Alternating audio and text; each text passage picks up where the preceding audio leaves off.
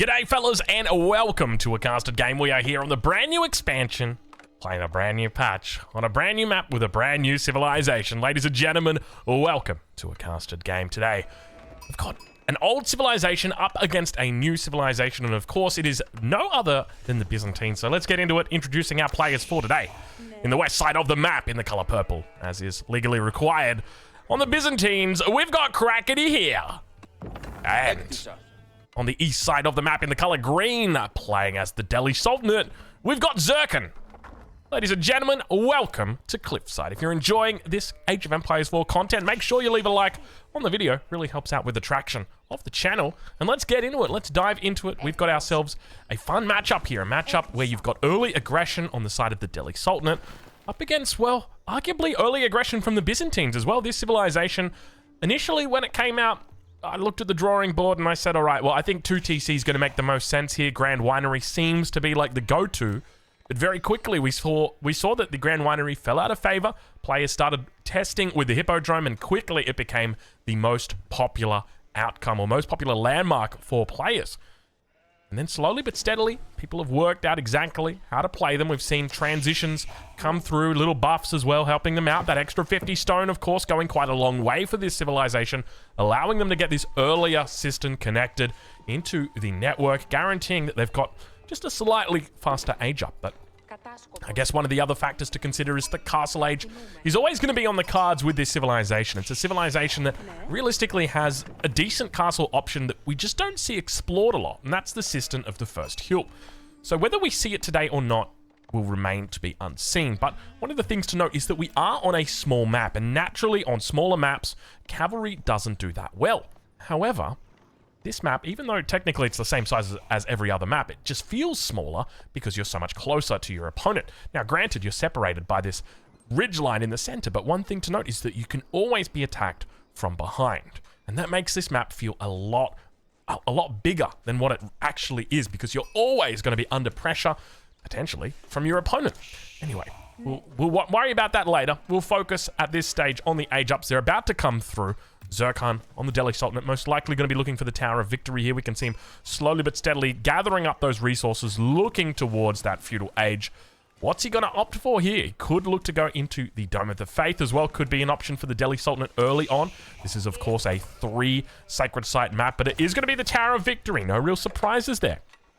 It's rare that we see the Dome of the Faith. A little bit more of a complicated landmark, I would say.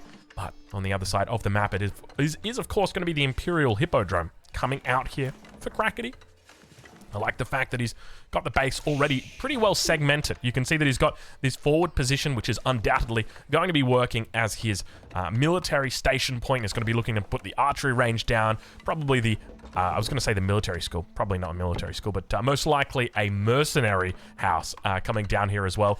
And then eventually, you know, you might add in another production building here. But then on the backside, you've got plenty of room for your blacksmith down here, maybe a mill. He's got a really nice focus here, which does also affect the mining camp. So he can look to pick up the dialecticus bonus down here. So we'll keep an eye on that as the third system now gets added into the network. He's already built the majority of the aqueduct, so it will be quite quick that it comes online. And have a look at this, 2 vills staying on stone. So it could be looking to add in a 4th or even 5th system. And I'll be honest, the more systems you add to the network, the more likely I think it is that he goes into the Golden Horn Tower rather than the system of the first hill. System of the first hill seems like a landmark that just lacks a little bit of strength at the moment. Propensity is largely towards building up that system network early on in the feudal age. So naturally, when you get to castle age, it's like, do I go for another system, which I don't really need? Or do I go for my landmark that's equivalent to 12 villages a minute? Well, I think I'll take the 12 villages. Yeah, that works pretty well. Anyway, age up's coming through now. It's going to be Zircon with that Tower of Victory. Apologies, a little bit of a black screen there, mistimed by me. We'll get it right the next time. And on the other side of the map, in the color purple, Crackety with the age up. Beautiful. I love the purple on the Byzantines. It looks amazing. You know, I saw a post on Reddit. I think it was under the Age of Empires 4 subreddit, but it basically said this is what the Hippodrome, this is what, I think they said this is what, do I say, is it Istanbul? No, not Istanbul. That's Turkey. Constantinople? maybe? I'm not 100% sure. Anyway, they said, like, this is what the Imperial Hippodrome would have looked like. It looked really cool. Yeah, I didn't realize it was so big, man. It is like, you think it's just this big? No, it goes all the way down. But maybe I should check some pictures. Maybe I should verify. You know, I trust Reddit, but I gotta verify. I don't really trust Reddit. Don't trust Reddit. Those guys are crazy. I say that as a Reddit mod. Don't trust Reddit. All right, well, let's check in with Zirkin and see how he's doing on the defensive here. He doesn't know he's on the defensive just yet. Obviously, we know about the horsemen that are up above his base, but it is going to be Ghazi Raiders out early for him. Remember, the Ghazi Raider, technically better than the horseman, but it does get a bonus damage against heavy units, and those horsemen, unfortunately, are light, and they're going to come in. Expilatores is already through here for Crackety. He's going to be picking up that slight little bit of extra damage against workers, which means it could be the difference between getting a kill, not getting a kill. And slowly but steadily, working in the middle. You can see he's got these walls starting to come up, and this is such a smart wall. Completely boxes his opponent out of this early sacred site. Really, really smart from him. At the same time, towards the south, he could look to potentially do the same down here and on the north side. I mean, realistically, it's a bit harder up on this north corner, but definitely possible. Really, really cool wall on that sacred site, though. Going to be blocking him out for quite a while. And Crackety behind this, what's he working towards? It's going to be an outpost on the gold. Is he going Castle Age? Normally, when it's an outpost on the gold like this, it's almost certainly a Castle Age. This is a great giveaway or a great indication of whether your opponent is up to some sneaky Castle Age shenanigans. If you see that outpost, it normally means, you know, I need this gold and I want to make sure that it stays relevant, and you can see that how valuable that gold is, or how valuable that outpost is for him here, as it will be able to repel the Ghazi Raider forced away. And you can see it's a little bit further away than what he would like. Ideally, he would love it right next to this mining camp, but it is split by the aqueduct, so unfortunately not going to be able to put it down, but it's still relatively close as long as he keeps an eye on it, but does trade out one of those villagers as well. Make sure he moves the low health villager back. Ideally, you want it underneath the town center, just so you know it's going to be okay. But look at this, only 2 opening horsemen. That's it. 2 horsemen to open with. Just tries to keep the opponent in the base. Will be enough to deny sacred sites. Will be enough to potentially pick off scholars as they make their way out. And have a look at this scholar moving towards the sacred site. I don't even think he realizes that there are walls up in the middle as these units make their way around the edge of the cliff face. I tell you what, that's one thing I would like to see change. Let me know if you'd like this change as well. This is my proposed change. If you don't know about a wall, your units should not move like they know about that wall. You know what they should do? They should simply walk up to the wall and go, oh, there's a wall. And they should sit there at that wall. Nice little pick off on the scholar there as well. They should sit there at that wall until you send another message to them. Now, granted, I mean, you don't want to be like looking over the wall and being like, go here, guys. And then they just stand there. I mean, maybe you do. Maybe that could be an option. I'd like that as functionality, because I tell you what, it feels a little bit weird that your units just somehow know through the fog of war that they can't go that way. I don't like it. It kind of breaks immersion in this game. But you know, speaking of breaking immersion, well, here we are, breaking the 4th wall for you guys. How you guys doing? Welcome. You know, sometimes I love being awkward. You know, I think since I've come in as a dad, being awkward is something I just can't wait to do with my son, just to embarrass him. You know, I remember being a kid, my dad just embarrassing me. Like, I remember being maybe 6 or 7 years old, going out to the shopping center, and I'd see somebody that I knew from school, and my dad would grab my hand and be like, I really love you so much, son. I'd be like, Dad, let go of my hand, man. That's Matt. I don't want Matt to see me holding hands with my dad. And my dad would just like grasp my hand so strong. Be like, Dad! Oh, I can't wait to do that, man. That's going to be so much fun. Anyway, there you go. A little bit of a 4th wall break. Speaking of breaking, have a look at this. Crackety here going for a little break in the Feudal Age, deciding, you know what? We might go Castle Age here. 4 systems online already. Now at the same time, we'll be facing a slow and steady push coming through from the Delhi Sultanate. First of the sacred sites is captured. He's only got the 1 scholar out, and this is the part that really grinds my gears. I mean, he did have a 2nd scholar earlier, so I will, you know what, I'm going to forgive him. But still, it feels like one of those things where it's like, you know, just having... I watched a lot of Lucifron games, man. There's nothing better than hearing those 3 sacred site timers start dinging at the exact same time. That is what life is all about, is the Delhi Sultanate. But now we do begin to see scholars heading towards that topside Golden Horn Tower on the way through. And Crackety doing an absolute masterpiece on denying his opponent the sacred site, and then at the same time, just keeping him in his base, keeping him contained initially, buying himself enough time to get up to cast. Oh, my lord. Excuse me. Have I got the hiccups? Did I get the hiccups? Is this the first Strongo cast with hiccups? It felt like I had the hiccups. It wasn't like a full-blown hiccups, but I think I might be the first one. This could be amazing. We could have our first hiccup cast against on our hands. Oh, I can feel it. Is it? I think I've got the hiccups. Speaking of hiccups right now, we could have a little bit of a hiccup on this south side as Crackety loses 2 villagers early on in this game. Less than 10 minutes has gone by and 2 of them get taken out. Will have potential impacts the later this game goes. Golden Horn Tower now going to be coming up. The age up is through for Crackety. Just on that 10-minute mark, and we've got ourselves a Varangian Guard fast castle. Don't mind if I do. Have a look at this. He does it on the backside, though. Sistan is going to be on the Conscriptio. He's got 5 Varangian Guards in queue. There's the second one. It's on the backside here, making sure he keeps it safe. Mercenary House, rather, is back here. I was going to call it a military school once again, and now Crackety going to be running for dear life. Third villager goes down. Varangian Guard is here. 4 ranged armor up against the 5 ranged armor, or 5 ranged attack of his opponent. We see ranged attack is on the way. It's going to be another 90 seconds before it's in, and the Varangian Guards doing work here, but keep in mind they are armored units, and the Ghazi Raiders will do slight damage against them, so you want to work to try and take them out as quickly as you can. Varangian Guard numbers starting to build. You know, they called this unit the worst men-at-arm variant to ever exist. And we're starting to see why that might be. It is being picked apart by the Ghazi Raiders, but slowly and steadily, we see Crackety building up those forces. He's got 4 of them online at the moment, a couple more Keshiks in queue. Take a look at this. He's looking to mix and match with his armored units here. It does manage to repel the majority of the Delhi units, but we see the numbers are starting to build. So we hear those vocals in the background. A couple of horsemen here looking to continue to pick it up. Man, why are these units so loud? Stop screaming Delhi Sultanate units. They're like the Abbasid, but worse, man. They don't stop. Listen to them go, man. It's just like, yo, calm down. Varangian Guards got taken out here. He's really looking for this timing attack. Now, Varangian Guards definitely make sense if you're not going for the Cistern of the First Hill. If you're going for the Cistern of the First Hill, I think going into Cataphracts makes more sense. Technically, the Varangian Guards do have 140 health, but, you know, I think it works out to be 15 less than the Men-at-Arms, and that's pretty noticeable considering they only get 1 extra melee armor. And when you think about it, like, maybe it works out better against Spearmen in the long run. That's pretty much it. Maybe it probably works out against...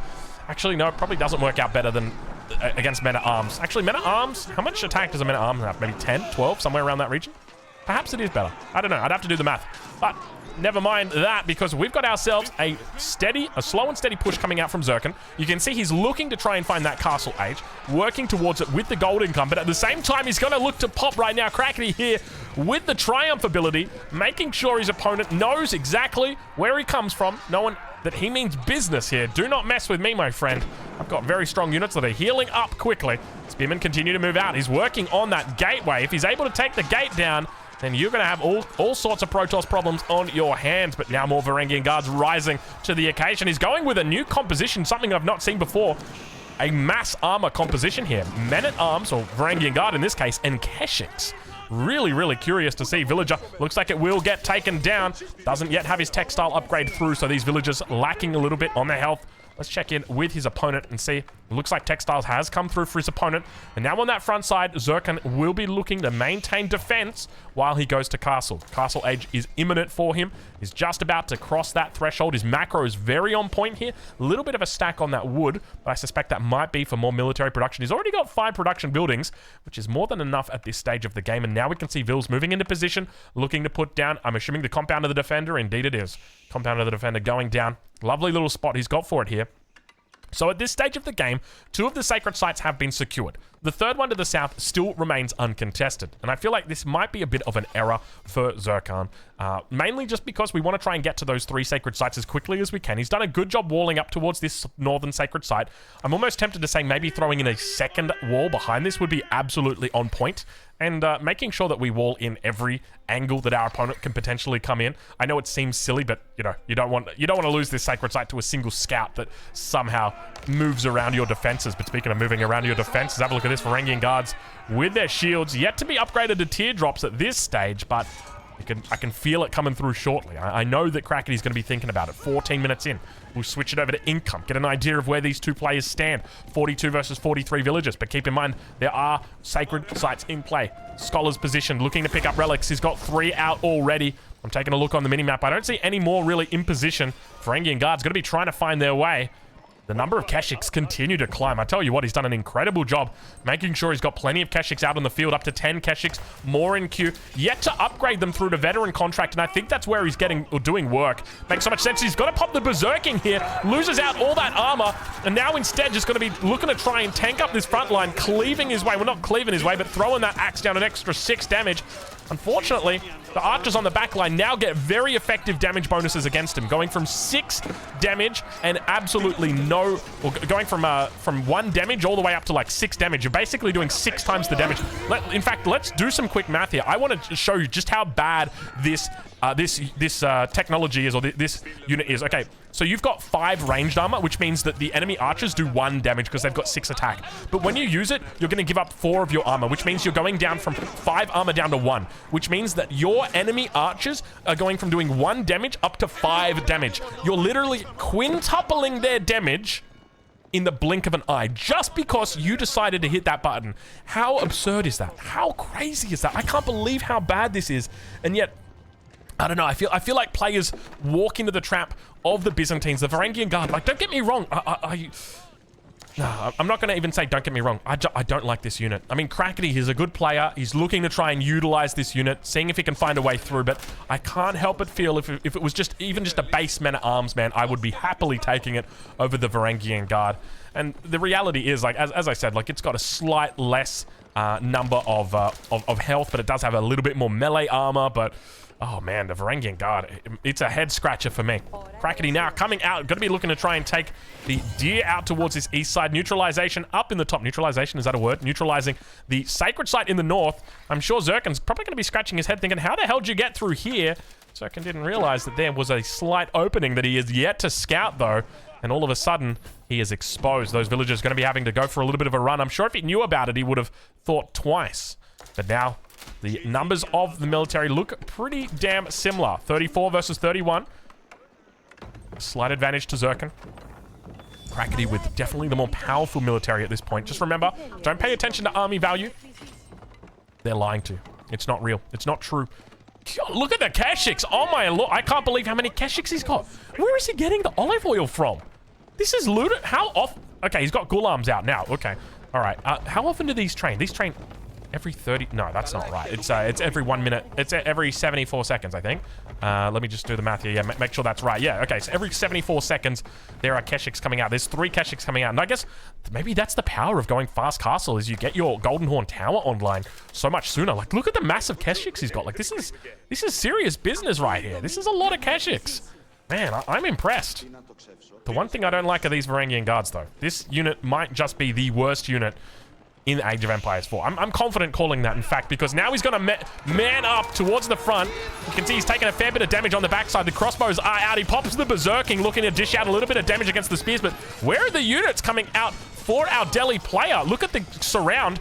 I thought these guys were even, in fact, even a little bit more advantageous. It's like a complete cleanup. It's not even close in the middle. Where are the units for the Delhi Sultanate player? Hold on, has he forgot to bring half of his army? What is going on now? It says 17 military on the map. I mean, there's a handful of them here. Don't tell me we hear a Mangonel emplacement coming out. I heard something moving, and he's just going to tap out right there. What the heck? Where were those units? He had so many units, it said, on the on the UI. I've got no idea. Fellas, go check him out. I'll leave a link where you can find him over on Twitch. Crackety here. Incredible player, as you can see. A talented guy. And indeed, that's going to be a good game. We'll catch you guys in the next one. Thank you so much for watching.